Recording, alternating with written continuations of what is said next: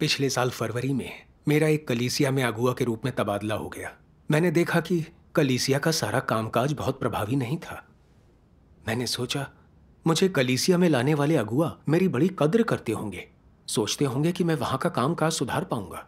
तो मुझे बढ़िया काम करना होगा, अगुआओं को दिखाना होगा कि मैं व्यावहारिक काम कर सकता हूं और उनका निर्णय सही था। फिर मैं भाई बहनों के काम में आई मुश्किलों और समस्याओं को ठीक करने के लिए कलीसिया के हर समूह के पास गया। कुछ भाई बहनों की हालत बुरी थी, इसलिए मैंने प्यार से उनकी मदद की। और जो लोग अपने कामों में ठीक नहीं थे, अपने साथी से चर्चा करके सिद्धांतों के अनुसार उनका तबादला कर दिया या बदल दिया। कुछ समय बाद कलीसिया का कामकाज थोड़ा सुधर गया। मुझे बहुत खुशी हुई और मैंने सोचा कि लगता है मैं अब भी थोड़ा व्यावहारिक काम कर सकता हूं। बस मुझे कड़ी मेहनत से अच्छे नतीजे दिखाने होंगे ताकि भाई बहन देख सकें मुझ में काबिलियत है और मैं एक अच्छा अगुआ हूं। एक दिन जब हमने कुछ कामों पर नजर डाली तो देखा सिंचन कार्य की प्रभाविता पहले से काफी घट गई थी। बहुत से नए सदस्य बैठकों में नहीं आ रहे थे।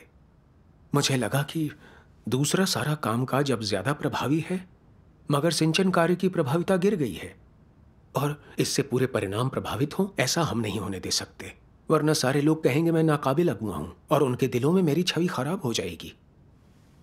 इसलिए मैं सिंचन कर्मियों के पास गया, उनके कामकाज पर गौर किया, देखा कि उनकी समूह अगुआ बहन वो बैठकें और कर्तव्य तय करते समय नए सदस्यों की मुश्किलों का ख्याल नहीं रखती थी। उनके काम करने के समय वह उनकी बैठकें रखती थी, जिससे वे बैठकों में भाग नहीं ले पाते थे। इससे वे नकारात्मक महसूस करते, उन्हें लगता वे काबिल नहीं हैं। यह सुनकर मैं थोड़ा नाराज हो गया। मैंने सोचा मैंने तो उसे साफ साफ बता दिया था कि बैठकों और कर्तव्य के लिए नए सदस्यों के हालात का ख्याल रखना होगा। वह लचीली होकर इस काम को सही तरह से क्यों नहीं कर रही? लगता है उसमें सिंचन करने की काबिलियत नहीं है। हमें जो कमजोर परिणाम मिले हैं सब उसी से जुड़े हुए हैं। वह एक अकेली पूरी कलीसिया के कार्य पर बुरा असर डाले, ऐसा मैं नहीं होने दे सकता। उसे तुरंत बर्खास्त करना होगा। क्या सिर्फ उस बात के लिए उसे बर्खास्त कर देना थोड़ी जल्दबाजी नहीं थी? सही है, बर्खास्त करने के कुछ सिद्धांत हैं, बस एक गलती के लिए ऐसा नहीं कर सकते। बिल्कुल। क्या कोई ऐसी असली दिक्कतें थीं जो उसके कर्तव्य में समस्याएं खड़ी कर रही थीं? तब मैंने इस पर गौर नहीं किया, बस इतना ही सोच सका अगर इसे बर्खास्त नहीं किया तो परिणाम नहीं सुधरेंगे, परमेश्वर के घर के काम में रुकावट आएगी। मेरे वरिष्ठ भाई बहन सोचेंगे कि मैं कामकाज करने और समस्याएं सुलझाने में नाकाबिल हूं। मेरी काबिलियत पर सवाल उठाने वाले मुझे नहीं चाहिए। इसलिए बैठक के बाद मैंने बहन वो की बर्खास्तगी का मसला अपने सहभागी और उपयाजकों के सामने रखा। सिंचन उपयाजिका ने कहा, पहले बहन वो नए सदस्यों के सिंचन में प्रभावी थी। संभवतः हाल में उसके हालात बिगड़े होंगे और उसने नए सदस्यों के प्रशिक्षण में थोड़ी जल्दबाजी दिखाई होगी। हमें जांच पड़ताल करके फिर उसके साथ संगति कर उसकी मदद करनी चाहिए। अगर वह तब भी ना बदले तो फिर हम उसे बर्खास्त कर सकते हैं। हाँ, यह उचित सलाह थी। सही है। बिल्कुल। लेकिन तब मैं सिर्फ इतना ही सोच पाया कि संभवतः मेरी शोहरत और रुतबे को नुकसान होगा। मुझे लगा कि बहन वू ने नए सदस्यों का सिंचन शुरू ही नहीं किया था। मैंने इस बारे में पहले उसे याद भी दिलाया था। वह नहीं चाहती कि कोई उसे याद दिलाए और मदद करे। अगर हम उसे बर्खास्त न करें और काम पर बुरा असर पड़े तो उसकी जिम्मेदारी मुझ पर ही आएगी। तो कुछ भी हो, मुझे उनसे अपनी बात मनवा कर बहन वू को बर्खास्त करना होगा। इसलिए मैंने गुस्से से कहा, बहन वो कर्तव्य में प्रभावी नहीं है, जिससे साबित होता है कि वह नाकाबिल है और इस कर्तव्य के लायक नहीं है। अगर आप उसे रखे रहें और हमारे काम के परिणामों में सुधार ना हो तो आप में से कौन इसकी जिम्मेदारी लेगा? आप मेरे बगैर उसकी मदद कर सकते हैं। मेरा रवैया देखकर मेरे सहभागी और उपयाजकों ने कुछ नहीं कहा। बाद में मैंने सुना कि बहन वो हटाए जाने के बाद बहुत नकारात्मक थी। उसे लगा वह तो कई वर्षों से सिंचन के कार्य में अच्छे परिणाम दे रही थी। वह ऐसे नए सदस्यों को प्रशिक्षण दे रही थी जो आस्था में नए थे, क्योंकि कलीसिया में सिंचन कर्मियों की कमी थी। उसने कई बैठक स्थल एक साथ कर दिए थे। वह व्यस्तता के कारण दिक्कतें नहीं सुलझा पा रही थी, जिससे समस्याएं खड़ी हो गईं। ओह, तो ऐसा हुआ था। हाँ, उसने अपनी बर्खास्तगी का नहीं सोचा था। उसे लगा उसकी बर्खास्तगी सिद्धांत के विरुद्ध है। और हमने उसका क्षणिक व्यवहार देखकर ऐसा किया, न कि उसके निरंतर व्यवहार को संतुलित रूप से परख कर। हमारी मनमानी लोगों को आसानी से नुकसान पहुंचा सकती है और यह दूसरों को सही नहीं लगता। सही है। सही है। लेकिन यह सुनकर मैंने न तो सत्य को खोजा और न ही आत्मचिंतन किया, बल्कि मुझे लगा बहन वू का आध्यात्मिक कद छोटा था, वह न खुद को जान पाई न सबक सीख पाई, तो मैंने उसे गंभीरता से नहीं लिया।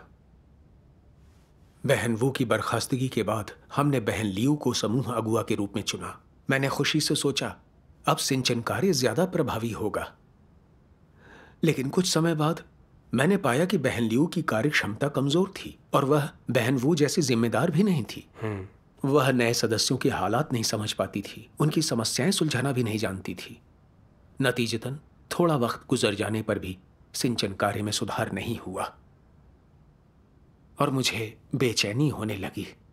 मैंने सोचा क्या बहन वू की बर्खास्तगी गलती थी?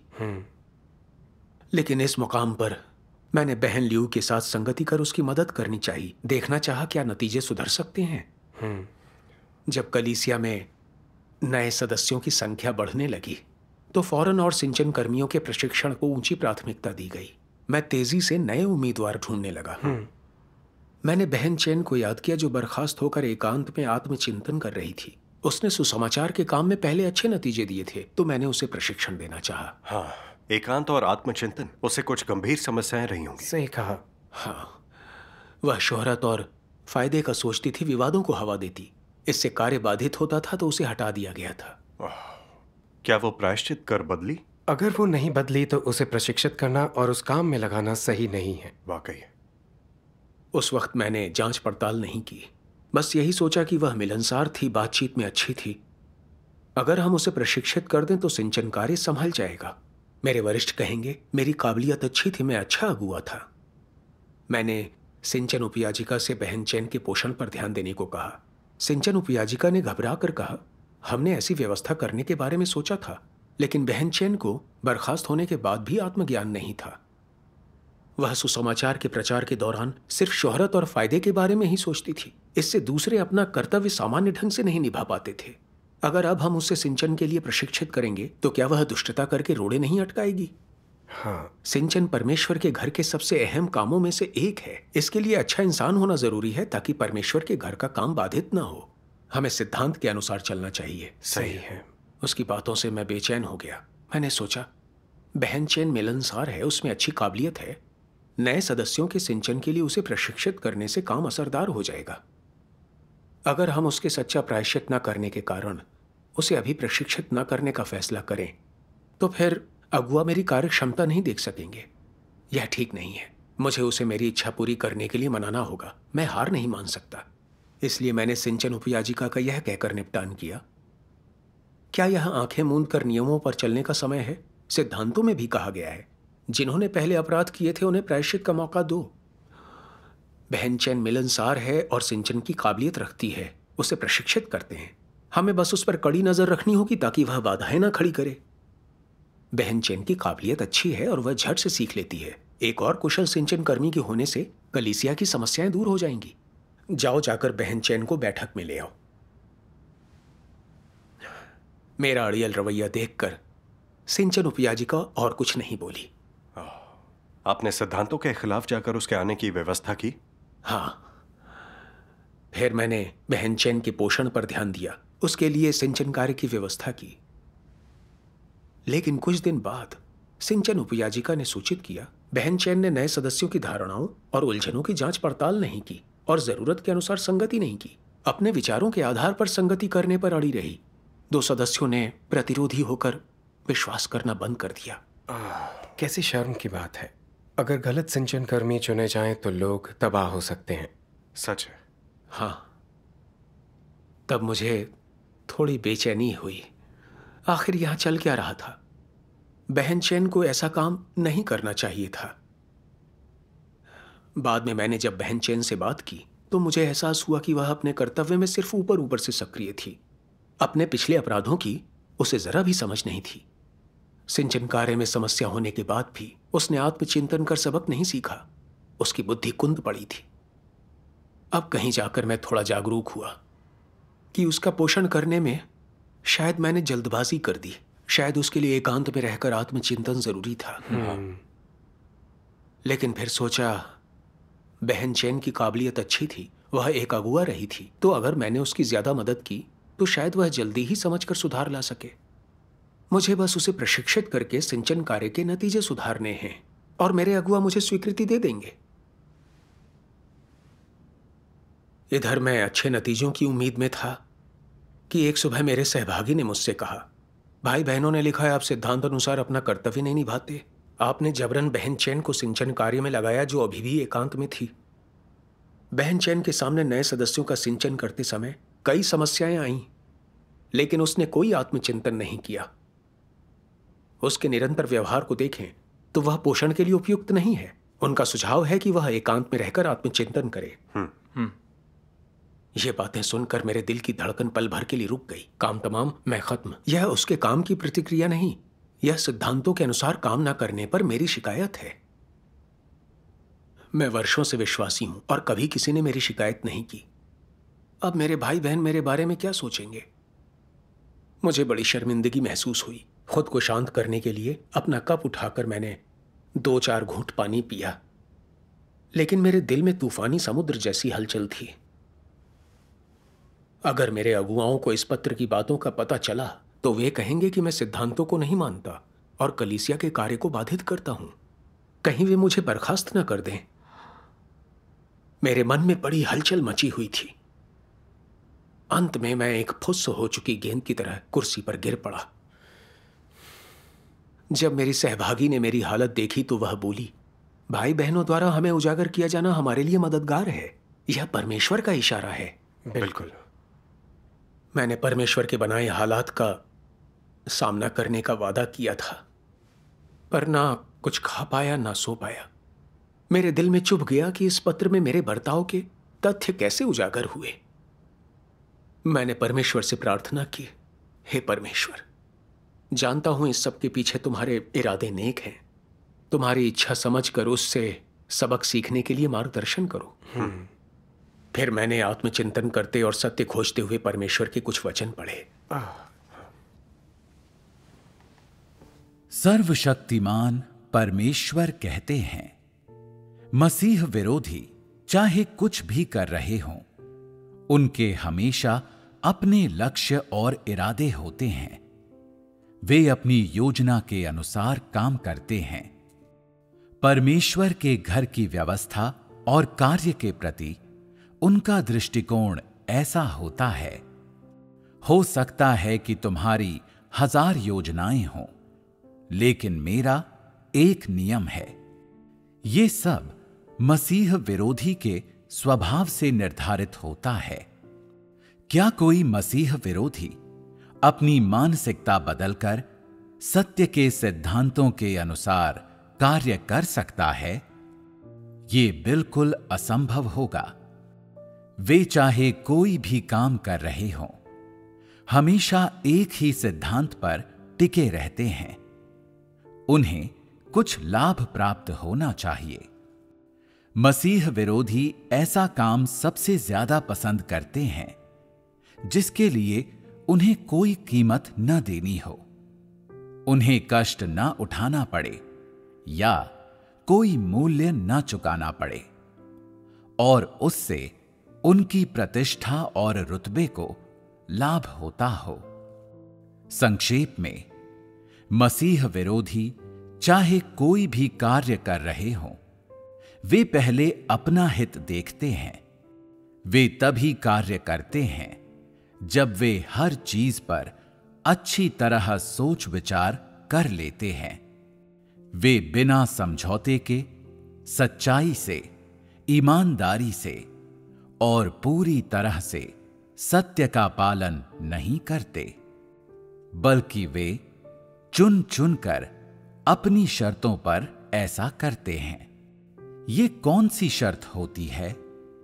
शर्त है कि उनका रुतबा और प्रतिष्ठा सुरक्षित रहे, उन्हें कोई नुकसान न हो। ये शर्त पूरी होने के बाद ही वे तय करते हैं कि क्या करना है। यानी मसीह विरोधी इस बात पर गंभीरता से विचार करते हैं कि सत्य के सिद्धांतों, परमेश्वर के आदेशों और परमेश्वर के घर के कार्य से किस ढंग से पेश आया जाए, या उनके सामने जो चीजें आती हैं उनसे कैसे निपटा जाए। वे इन बातों पर विचार नहीं करते कि परमेश्वर की इच्छा कैसे पूरी की जाए, परमेश्वर के घर के हितों को नुकसान पहुंचाने से कैसे बचा जाए, परमेश्वर को कैसे संतुष्ट किया जाए, या भाई बहनों को कैसे लाभ पहुंचाया जाए। वे लोग इन बातों पर विचार नहीं करते। मसीह विरोधी किस बात पर विचार करते हैं? वे सोचते हैं कि कहीं उनके अपने रुतबे और प्रतिष्ठा पर तो आंच नहीं आएगी, कहीं उनकी प्रतिष्ठा तो कम नहीं हो जाएगी।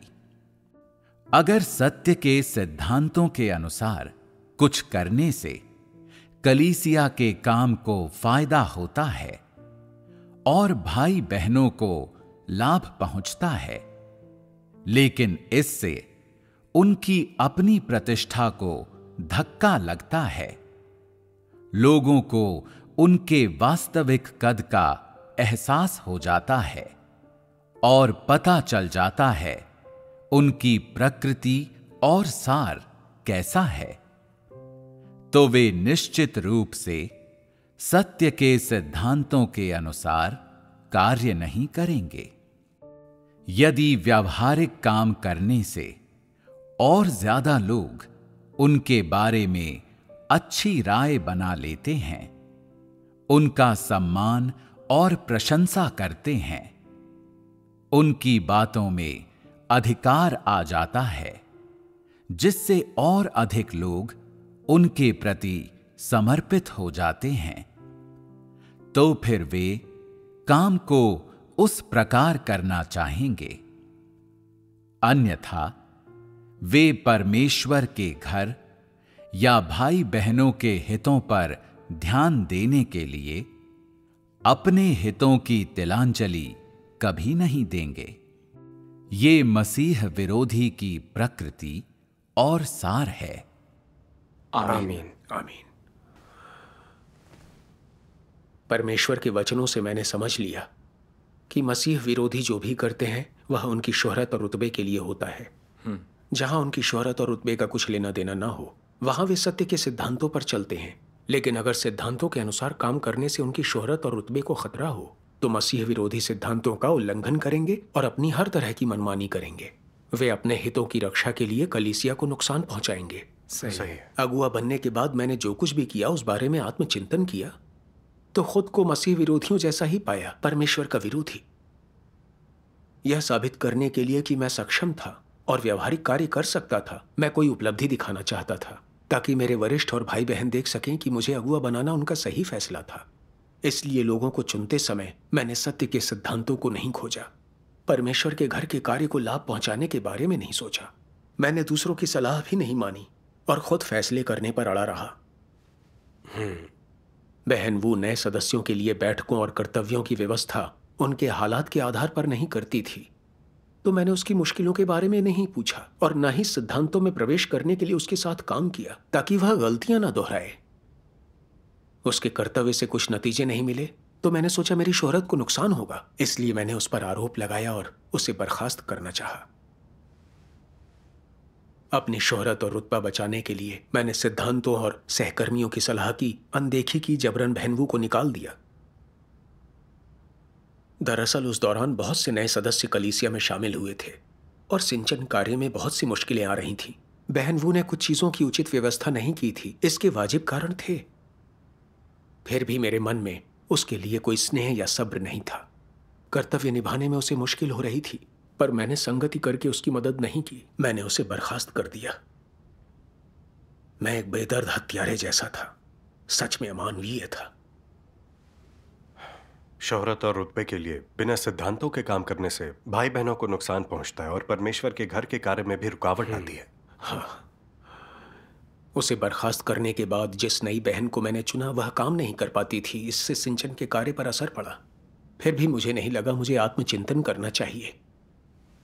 मैं सिंचन कार्य में सुधार करने के नाम पर कलीसिया के कार्य को बाधित करने वाले व्यक्ति को लगातार बढ़ावा देता रहा।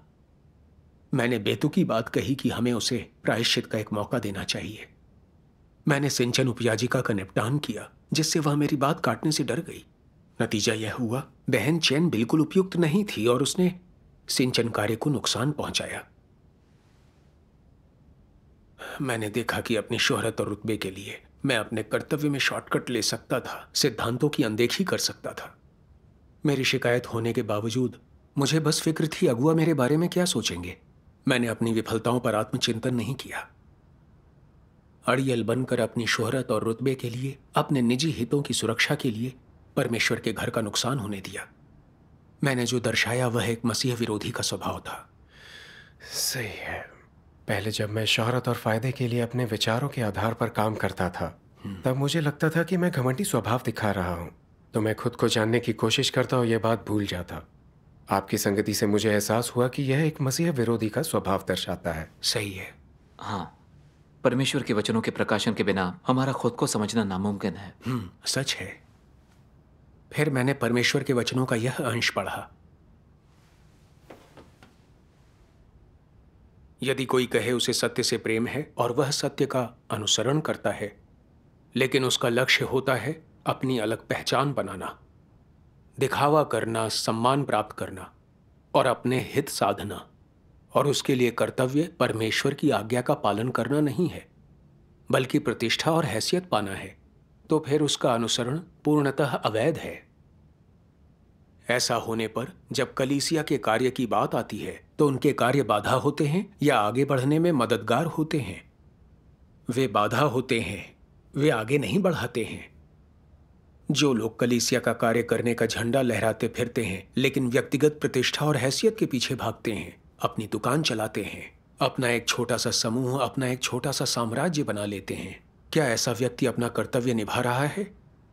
वे जो भी कार्य करते हैं वह अनिवार्य रूप से कलीसिया के कार्य को बाधित कर अस्त व्यस्त करता है, बिगाड़ता है। उनके हैसियत और प्रतिष्ठा के पीछे भागने का क्या परिणाम होता है? यह इस बात को प्रभावित करता है कि कैसे लोग परमेश्वर के वचन खाते पीते और सत्य समझते हैं। यह उनके जीवन प्रवेश में बाधा डालता है, परमेश्वर में विश्वास के सही मार्ग में प्रवेश करने से रोकता है और उन्हें गलत मार्ग पर ले जाता है। चुने हुए लोगों को नुकसान पहुंचाकर बर्बाद कर देता है। और यह अंततः कलीसिया के साथ क्या करता है?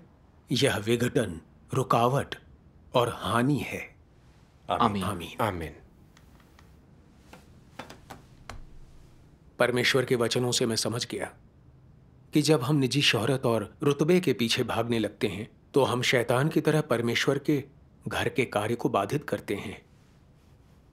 परमेश्वर के वचन ने मेरे कर्मों के सार का खुलासा किया।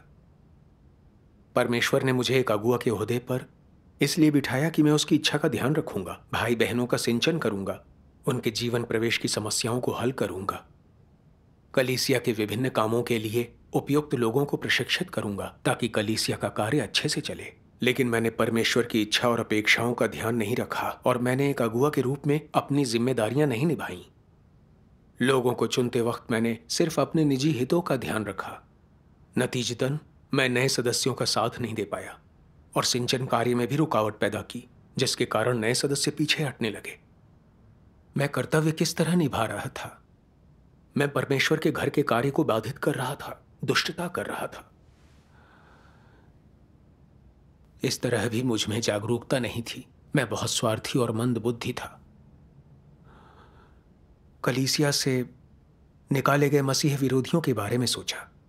वे अपने फायदे के लिए चालें चलते थे, शोहरत और रुतबा बनाए रखने के लिए सत्य के सिद्धांतों की अनदेखी करते, कर्तव्य निभाते हुए मनमानी करते, अत्याचार करते, परमेश्वर के घर के कार्य को बाधित करते। आखिर इन बुरे कर्मों के कारण परमेश्वर ने उनसे घृणा कर उन्हें निकाल दिया।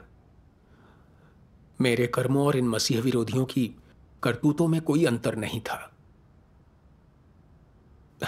यह पहचान लेने पर मैं पसीने से तर हो गया। मैंने परमेश्वर से प्रार्थना की, हे परमेश्वर, अपने कर्तव्य में मैं लापरवाह था। मैं शोहरत, रुतबे और झटपट सफलता पाने के पीछे भागा। हे परमेश्वर, मैं प्रायश्चित करना चाहता हूं, मेरी अगुवाई कर रास्ता दिखाओ। आत्मचिंतन करने और सत्य खोजने से मुझे एहसास हुआ कि कर्तव्य में प्रभावी होने के लिए इरादे सही होने चाहिए। हम सत्य खोजें और सिद्धांतों के अनुसार कर्म करें, तभी परमेश्वर का मार्गदर्शन पा सकेंगे और परिणामों में सुधार कर सकेंगे। सही है। मुझे परमेश्वर के कुछ वचन याद आए।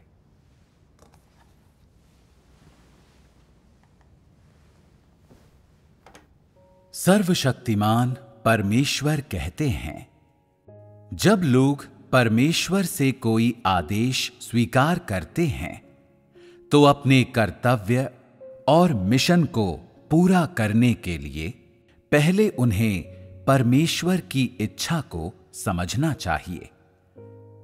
तुम्हें पता होना चाहिए कि ये आदेश परमेश्वर की ओर से आया है। ये उसकी इच्छा है और तुम्हें इसे स्वीकार करना चाहिए। इसके प्रति सचेत रहना चाहिए और इससे भी महत्वपूर्ण बात यह है कि उसके प्रति समर्पित होना चाहिए। इसके अतिरिक्त तुम्हें अपने कर्तव्यों का निर्वहन करते समय इन सवालों का जवाब खोजना चाहिए कि किन सत्यों को समझना है, किन सिद्धांतों का पालन करना है और किस तरह अभ्यास करना चाहिए ताकि परमेश्वर के चुने हुए लोगों और परमेश्वर के घर के कार्य को लाभ पहुंचे। तुम्हें इन सिद्धांतों के अनुसार अभ्यास करना चाहिए। एक बार परमेश्वर की इच्छा को समझ लेने पर तुम्हें इस तरह का कर्तव्य निभाने के लिए सत्य खोजने और समझने की कोशिश करने में समय बर्बाद नहीं करना चाहिए। एक बार इन सत्यों को समझ लेने पर उन्हें व्यवहार में लाने के लिए सिद्धांतों और मार्ग का निर्धारण करना चाहिए। सिद्धांत से क्या तात्पर्य है? विशेष रूप से सिद्धांतों से तात्पर्य उन चीजों से है जिनका अनुसरण सत्य के अभ्यास के मानकों और प्रभावों को प्राप्त करने के लिए किया जाना चाहिए। सत्य का अभ्यास करने के लिए लोगों को सिद्धांत की समझ होनी चाहिए। सिद्धांत सबसे महत्वपूर्ण और सबसे आधारभूत चीज है। एक बार जब कार्य करने के बुनियादी सिद्धांत तुम्हारी समझ में आ जाते हैं तो ये इस बात का प्रमाण हो जाता है कि इस काम को करने के लिए आवश्यक मानक तुम्हारी समझ में आ गए हैं। सिद्धांतों की समझ पा लेना सत्य को व्यवहार में लाने के समर्थ होने के समान है। तो सत्य का अभ्यास करने की योग्यता किस आधार पर टिकी है? परमेश्वर की इच्छा और सत्य को समझने के आधार पर। परमेश्वर क्या चाहता है, क्या इसकी जानकारी मात्र को सत्य समझना माना जा सकता है? ऐसा नहीं है। तो ये मान लेने का मानक क्या है कि सत्य समझ लिया गया है? तुम्हें समझना चाहिए कि अपने कर्तव्य को निभाने के मायने और मूल्य क्या हैं। इन दोनों बातों को समझना अपने कर्तव्य पालन के सत्य को समझना है। इसके अलावा सत्य समझ लेने पर तुम्हें अपना कर्तव्य निभाने के सिद्धांतों और अभ्यास के मार्ग को समझ लेना चाहिए। यदि तुम इस कर्तव्य निभाने के सिद्धांतों को समझकर उन्हें लागू कर पाओ और आवश्यकता पड़ने पर बुद्धि का प्रयोग भी कर सको, तो तुम यकीनन इस कर्तव्य को निभाने में प्रभावी होगे। और जब तुम सिद्धांत समझकर उसके अनुसार कार्य करोगे, तो ये सत्य का अभ्यास करना कहलाएगा। यदि ये मानवीय विचारों से दूषित न हो और पूरी तरह से परमेश्वर की अपेक्षाओं और परमेश्वर के घर की कार्य व्यवस्थाओं के अनुसार किया जाए तथा परमेश्वर के वचनों के अनुरूप हो, तो तुम्हारा कर्तव्य प्रदर्शन पूरी तरह से मानक के अनुरूप है।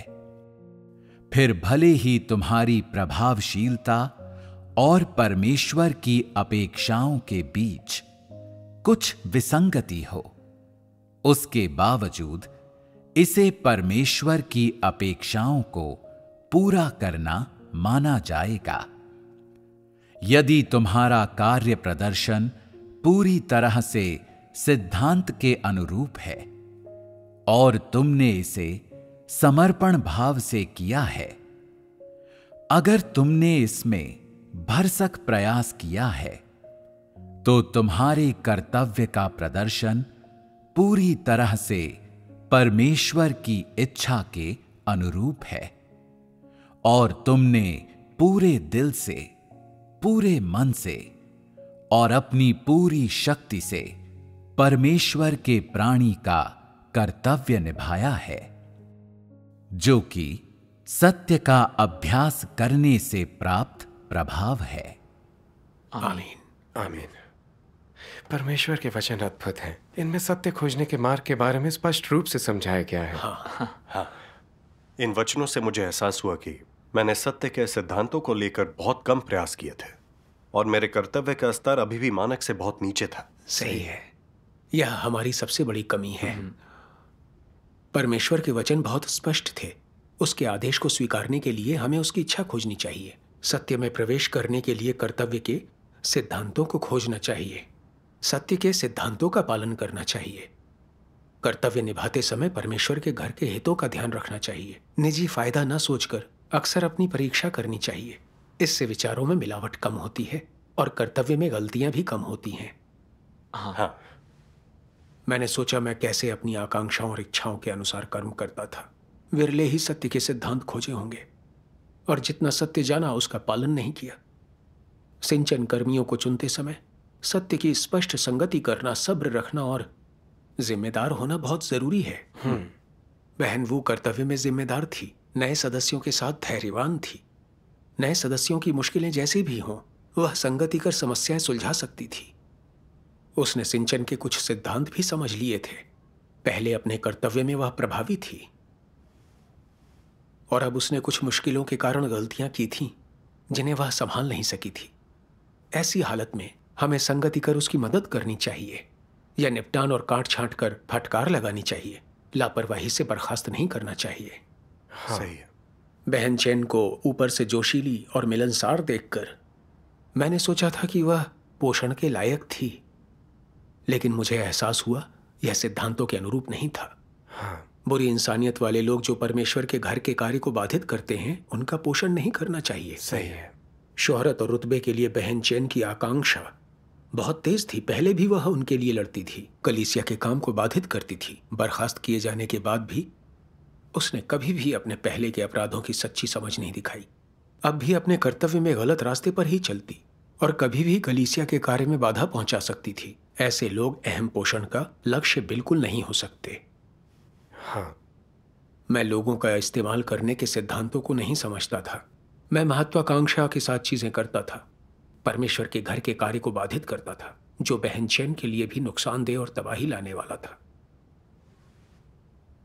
इस एहसास के बाद मैंने परमेश्वर का धन्यवाद किया कि उसने भाई बहनों द्वारा मेरी शिकायत करने की व्यवस्था की, जिसने मुझे बुरे रास्ते पर चलने से रोका। परमेश्वर का धन्यवाद। परमेश्वर का धन्यवाद। हमारे भाई बहनों की देखरेख और उनका याद दिलाना हमारी रक्षा करता है। यह बिल्कुल सच है। फिर मैंने परमेश्वर के वचनों का एक और अंश पढ़ा।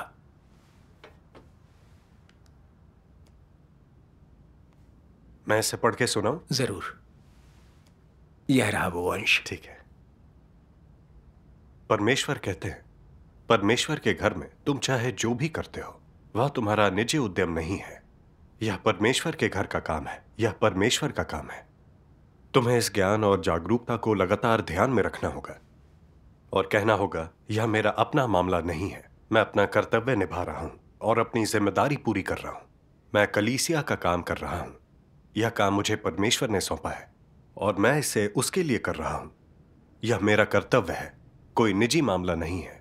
यह पहली बात है जिसे लोगों को समझना चाहिए। यदि तुम किसी कर्तव्य को अपना निजी व्यवसाय मान लेते हो, अपने कार्य करते हुए सत्य के सिद्धांत नहीं खोजते और उसे अपने निजी उद्देश्यों, विचारों और एजेंडे के अनुसार कार्यान्वित करते हो, तो तुम जरूर गलतियां करोगे। अगर तुम अपने कर्तव्य और निजी मामलों में स्पष्ट अंतर रखते हो और जानते हो कि यह कर्तव्य है, तो तुम्हें कैसे कार्य करना चाहिए। परमेश्वर की अपेक्षाओं और सिद्धांतों को खोजना चाहिए। बिल्कुल सही। यदि तुम्हारे साथ कुछ हो जाए और तुम्हें सत्य ना समझ आए और तुम्हें कुछ समझ आ रहा है लेकिन चीजें स्पष्ट नहीं है, तो तुम्हें संगति के लिए किसी ऐसे भाई बहन को खोजना चाहिए जो सत्य समझता हो। और सबसे पहले कर्तव्य के प्रति तुम्हारा रवैया यही होना चाहिए। तुम्हें जो उचित लगे उसके आधार पर फैसला नहीं करना चाहिए। हथौड़ा उठाया और मेज पर ठोक कर कहा कि मामला खत्म। इससे समस्याएं पैदा होती हैं। कर्तव्य चाहे बड़ा हो या छोटा, यह व्यक्तिगत मामला नहीं है। परमेश्वर के घर के मामले किसी के निजी मामले नहीं होते। अगर यह कर्तव्य से जुड़ा है तो यह तुम्हारा निजी मामला नहीं है, यह तुम्हारा अपना मामला नहीं है। इसका संबंध सत्य और सिद्धांत से है। तो पहला काम तुम लोगों को क्या करना चाहिए? तुम्हें सत्य और सिद्धांत खोजना चाहिए। यदि तुम्हें सत्य की समझ नहीं है तो पहले सिद्धांत खोजो। यदि तुम्हें सत्य की समझ पहले से है तो सिद्धांतों की पहचान करना आसान होगा। आमीन। परमेश्वर का धन्यवाद। परमेश्वर के वचनों से मुझे अभ्यास का मार्ग दिखा। कर्तव्य परमेश्वर का आदेश होते हैं, हमारे निजी मामले नहीं होते। निजी हितों को संतुष्ट करने के लिए इन्हें मनमाने ढंग से नहीं निभा सकते। सत्य के सिद्धांत खोजने होंगे, परमेश्वर की अपेक्षाओं के अनुसार अभ्यास करना होगा। हाँ। अगर आप ना समझें तो संगति करके और ज्यादा सत्य खोजिए। दूसरे चाहे जो भी सोचें, आपको परमेश्वर की जांच स्वीकार कर भरसक प्रयास करना चाहिए। काम में कभी कुछ गलतियां हो भी जाएं और आपको अच्छे और झटपट परिणाम ना मिलें, तो भी अगर आप दूसरों को दिखाने के लिए नहीं, परमेश्वर के सामने काम करें, तो आप सही मार्ग पर हैं। परमेश्वर मार्गदर्शन कर आशीष देगा। बिल्कुल। फिर मैं भाई बहनों के सामने अपने बारे में खुलकर बोला। शोहरत और रुतबे के लिए अपना कर्तव्य निभाने, सफलता की आकांक्षा, सिद्धांतों के उल्लंघनों, लोगों का निपटान करने और फटकार लगाने के लिए अपने ओहदे का इस्तेमाल करने जैसी बातें उजागर की। मैंने दृढ़ता से उनसे माफी मांगी और मेरी ज्यादा निगरानी करने को कहा। जब मैंने इस तरह अभ्यास किया तो भाई बहनों ने मुझे नीची नजर से नहीं देखा। उन्होंने मेरा हौसला बढ़ाया। कहा, अपना कर्तव्य निभाने के लिए हम मिलजुल कर काम कर सकते हैं। परमेश्वर का धन्यवाद। परमेश्वर का धन्यवाद। पहले मुझे लगता था कि दूसरों के साथ सहयोग करना मुश्किल होता है। हमेशा अपने काम में खुद फैसले करना चाहता था। अब मैं समझता हूं कि दूसरों के साथ सहयोग करने और उनकी देखरेख स्वीकारने से हमारी रक्षा होती है और हम सिद्धांतों का उल्लंघन करने से बच जाते हैं। हाँ। बहुत जल्दी ही एक और बात हुई। तब उपयाजिका परिवार की बाधाओं के चलते कर्तव्य निभाने में असमर्थ थी। यह खबर सुनकर मैं थोड़ा बेचैन हो गया। मुझे लगा अब हर एक कलीसिया सुसमाचार का प्रचार करने की कोशिश कर रही है, इसलिए इस मुकाम पर अगर सुसमाचार उपयाजिका अपना कर्तव्य नहीं निभा पाई तो इससे हमारे काम पर बुरा असर पड़ेगा। समय रहते मैं किसी को ना लाया तो हमारे परिणाम कभी नहीं सुधरेंगे। मेरे वरिष्ठ इस काम के लिए यकीनन मुझे नाकाबिल समझेंगे, उपयुक्त नहीं मानेंगे। इसलिए मैंने अपनी सहभागी से चर्चा की, क्या हमें सुसमाचार उपयाजिका का तबादला कर किसी दूसरे को लाना चाहिए। मेरी सहभागी ने कहा, सुसमाचार उपयाजिका जिम्मेदार और सक्षम कार्यकर्ता रही है। सुसमाचार कार्य के परिणाम भी अच्छे रहे हैं। अगर वह पारिवारिक बंदिश से निपट नहीं पाई है और आप उसका तबादला कर दें तो सिद्धांतों के विरुद्ध होगा। सही है। हाँ। मैं अपना तर्क देने ही वाला था कि मुझे तुरंत ख्याल आया कि किस तरह सिद्धांतों के खिलाफ जाकर मैंने बहन वू को जबरन हटा दिया था। क्या मैं फिर से शोहरत और रुतबा बचाने का काम कर रहा हूं? मेरी सहभागी ने कहा, मुझे सिद्धांतों के अनुसार चलना चाहिए। मैं लगभग एक और गलती कर चुका था। मैंने मन ही मन परमेश्वर का धन्यवाद किया और अपनी सहभागी से कहा, मेरे इरादे गलत हैं। मैं सिद्धांतों का पालन किए बिना उसका तबादला कर रहा हूं। वह सचमुच जिम्मेदार है और सही इंसान है। अगर वह फिलहाल काम नहीं कर सकती तो हम पिछड़ा हुआ काम हाथ में लेकर सुसमाचार कार्य करेंगे। चलो हम उसकी हालत के बारे में पता लगाते हैं और उसकी मदद करते हैं। मेरी सहभागी ने सहमति में सिर हिलाया। इस तरह अभ्यास कर मुझे बहुत सुकून मिला। परमेश्वर का धन्यवाद। परमेश्वर का धन्यवाद। अब जब मैं काम करता तो अक्सर खुद से पूछता, क्या आज मैंने अपना कर्तव्य सत्य के सिद्धांतों के अनुसार निभाया? क्या लोगों के साथ अपने बर्ताव में भ्रष्ट स्वभाव के साथ काम किया? अगर मैं कोई भी काम सिद्धांत के अनुसार नहीं करता तो परमेश्वर से उसे बदलने के लिए कहता। इस तरह अभ्यास करने से मुझे परमेश्वर की आशीष दिखे। साथ ही कलीसिया का कार्य थोड़ा सुधर गया और भाई बहन अपना कर्तव्य निभा पा रहे थे। परमेश्वर का धन्यवाद।